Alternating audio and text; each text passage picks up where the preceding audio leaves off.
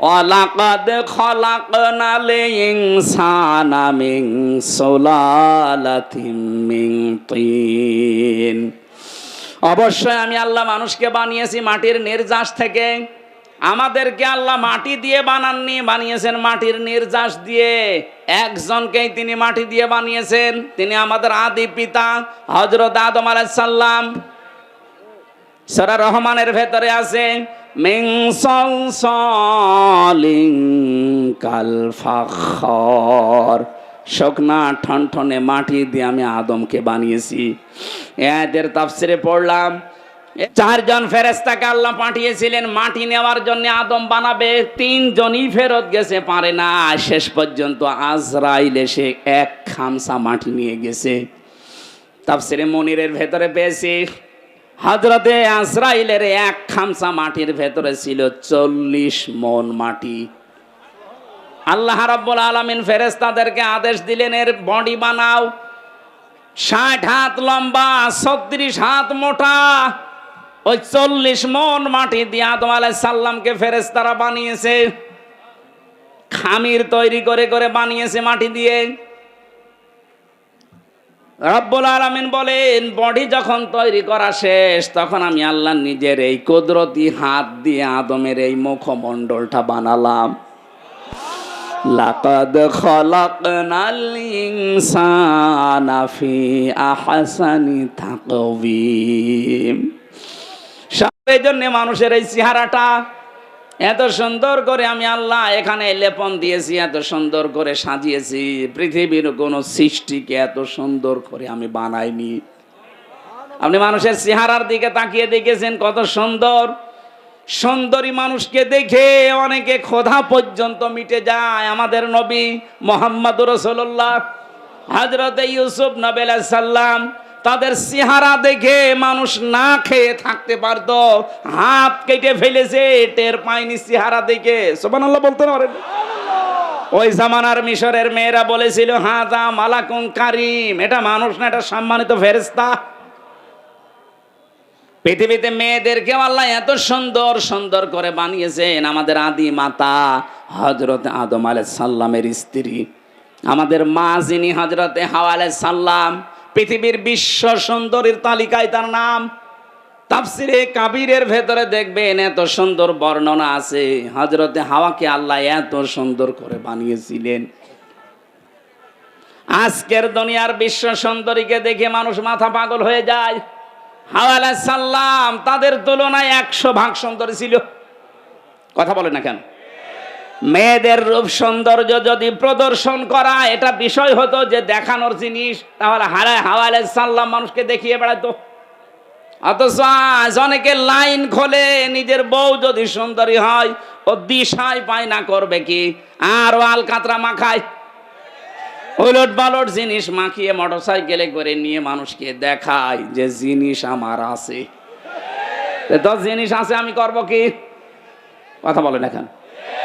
সম্মানিতা মা বোন যারা এসেছেন, আপনার সৌন্দর্য, আপনার সাজগোজ, আবার বলেন আপনার সৌন্দর্য, আপনার সাজগোজ এটা শুধু আপনার স্বামীর জন্যে। স্বামী বাদ দিয়ে পৃথিবীর কাউকে যদি প্রদর্শন ইচ্ছায় আপনি দেখান, কিয়ামতের দিন আপনি জান্নাতের সুঘ্রাণও পাবেন না। যেহেতু এখন রাষ্ট্রীয়ভাবে পর্দার আইন দেশে নেই, এই জন্য অনেকে অনেকভাবে চলছেন। আমরা যারা পুরুষ মানুষ আছি, আমাদের এখানে 2টা ঔষধ আজকে থেকে খাওয়া লাগবে। আমি সহ যারা আছি প্রত্যেকে এই 2টা ঔষধ খেতে চাই। কি? তাহলে জেনা থেকে বেঁচে থাকতে পারবেন। চোখের জেনা, সূরা নূর 18 নম্বর পারা 12 নম্বর পৃষ্ঠা 7 নম্বর লাইনের 30 নম্বর আয়াতে আল্লাহ ঔষধ দিচ্ছেন, ওয়াকুল্লিল মুমিনিনা ইয়াগুদ্দু মিন আবসারিহিম ওয়া ইয়াহফাযু ফুরুজাহুম যালিকা আযকা লাহুম ইন্নাল্লাহা খাবীরুম বিমা ইয়াসনাউন। রাব্বুল আলামিন বলেন, হে নবী মুমিন পুরুষদেরকে বলেন তারা যেন পরনারী থেকে তাদের চক্ষুকে নিম্নগামী করে। 14 জন মহিলা আপনি দেখতে পারবেন। কয়জন? আরো জোরে বলেন, বলেন।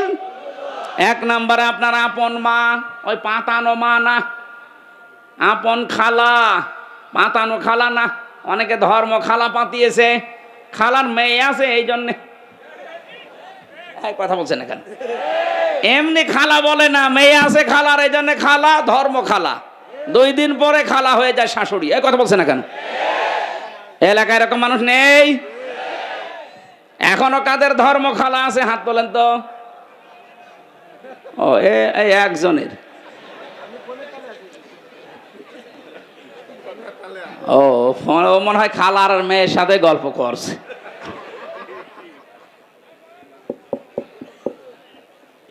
তাহলে মা আছে, খালা আছে, ফুফু আছে, নিজের আপন মেয়ে আছে, ভাইয়ের মেয়ে আছে, বোনের মেয়ে আছে, নিজের পুত্রবধূ আছে।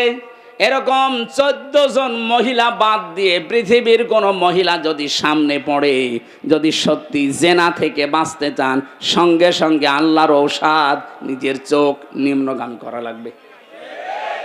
হ্যাঁ, দেখতে যত সুন্দর হোক, যাই হোক, তাড়াতাড়ি চোখ নামিয়ে ফেলবেন। এটা যদি সর্বোচ্চ 15 দিন করতে পারেন, আপনি একটা অনির্বচন সুখ পাবেন। আপনি বোঝেন অনির্বচন কি? এই যে পাখি যখন নিজের ডানা এভাবে বিছিয়ে দেওয়ার পরে ফল করে দেয়, ডাউন করে ফল করার পরে দেখবেন ওর নিচে বাচ্চারা কিচির মিচির আওয়াজ দেয়। কেন দেয় বলেন তো? কারণ এই পরগুলো এত মোলায়েম, এত সফট, এত কোমল, এত নরম, একটার সাথে যখন আর একটা লেগে যায়। আল্লাহ কোরআনে উদাহরণ দিয়েছেন, অখফিদ লাহুমা জানাহাযুল্লি মিনার রাহমা। এই যে জানাহুন মানে ডানা, জানাহুন মানে কি? আল্লাহ ডানা পাখির কাছ থেকে ধার করে আমাদের লাগিয়ে দিচ্ছেন, যে দুনিয়ার বান্দা বান্দিরা, তোর মার বাবার জন্যে তোর ডানাটা এভাবে বিছিয়ে ধর। শুধু বিছিয়ে ধরবে না, ফল করে দিবি। অখফিদ না মানে ডানা ডাউন করার পরে ফল করে দেওয়া। আল্লাহ হেলিকপ্টারের ডানা, প্লেনের ডানা, আমাদের নিজেরও ডানা আছে। ডানা না হাত, এই হাতের কথা নিলেন না ইয়াদুন, কেন জানাহুন দিলেন? কারণ আমাদের হাতের ভেতরে নরম কিছু নেই, সবই শক্ত হাড়। কথা বলেন না কেন? আর পাখির ডানার ভেতরে এমন নরম সফট কোমল পর আছে, পালক আছে, একটার সাথে আর একটা যখন লাগে ওটা এত সুন্দর মোলায়েম হয়ে যায়। ওর নিচে বাচ্চারা যখন আশ্রয় নেয় কোনো শত্রু থেকে বাঁচার জন্যে, ওরা মনে করে অন্তত আমাদের কেউ আর দেখতে পারছে না, তখন একটা কিচির মিচির আওয়াজ দেয়। বাংলায় এটাকে বলা হয় অনির্বচন সুখ। আপনি যদি 15 দিন আপনার চোখকে কন্ট্রোল করে রাখতে পারেন, ওই 14 জন মহিলা বাদ দিয়ে দুনিয়া যেই পড়ুক সামনে, চোখ নিম্ন, আপনি 15 দিন আমল করে দেখেন, আল্লাহর কসম আপনি একটা অনির্বচন সুখ পাবেন। 2 নম্বরে আপনার লজ্জা স্থানের হেফাজত করা লাগবে। নিজের জায়েজ স্ত্রী বাদ দিয়ে পৃথিবীর কোন নারীর সাথে অবৈধ কাজ করা যাবে না। শুধু যাবে না, যাবেই না, শেষে হর্ষাই আছে, ইল্লা আলা যাওয়াজিহিম আও মা মালাকাত আইমানুহুম ফাইন্নাহুম গায়রু মালুমিন। নিজের জায়েজ স্ত্রী বাদ দিয়ে আর ডান হাতের কামাই যেটা বাদি, এটার নিয়মটা আছে, কিন্তু এই নিয়ম সব জায়গায় প্রযোজ্য না। আমরা শুধু জায়েজ স্ত্রীটা ধরি। নিজের জায়েজ স্ত্রী বাদ দিয়ে পৃথিবীর কোন নারীর সাথে, মানে এই যে বিবাহের ক্ষেত্রে যেটা মানুষ করে, এ কাজ জীবনেও করা যাবে না, না করা যাবে না। সুতরাং লজ্জাস্থান আজকে থেকে হেফাজতের দায়িত্ব যদি আপনি দিতে পারেন, যে আল্লাহ আমি গ্যারান্টি দিলাম আমি পারবো। আপনার লজ্জাস্থান আর মুখের হেফাজত, আল্লাহর নবী বলেন তোকে আমি জান্নাতে পৌঁছিয়ে দেবো, আমি গ্যারান্টি দিলাম। আপনি শুধু এই 2টা গর্তের, মুখের আর লজ্জাস্থানের এই 2টা গর্তের হেফাজতের দায়িত্ব নেবেন, আপনাকে আল্লাহর নবী জান্নাতে দিয়ে আসার দায়িত্ব নিচ্ছেন। সুবহানাল্লাহ বলতে পারেন? আমরা এই গ্যারান্টি দিতে পারবো না আজকে থেকে। জেনা থেকে বাঁচতে হলে এর চাইতে মহা ঔষধ আর নেই, আল্লাহর নিজের বানানো ঔষধ। এটা নারীর ক্ষেত্রে, পুরুষের ক্ষেত্রে। পুরুষেরটা প্রথম দিয়েছেন, নারীরটা 31 নম্বর আয়াতে আছে। সম্মানিত মা বোনেরা, পৃথিবীর সৌন্দর্যের কথা বলছিলাম, চেহারা। আল্লাহ যখন কাটিং চেহারা সুন্দর করে বানিয়ে রেখেছেন, 120 হাত লম্বা, 36 হাত মোটা পড়ে আছে। আল্লাহ বলেন সেজদা দাও। সবাই দিয়েছিল, শুধু একজন দেয়নি, শয়তান। কে? শয়তান অহংকার করেছিল। ও বলেছিল আনা খায়রুম মিনহু খলাকতানি মিন নার ওয়া খলাকতাহু মিন তিন।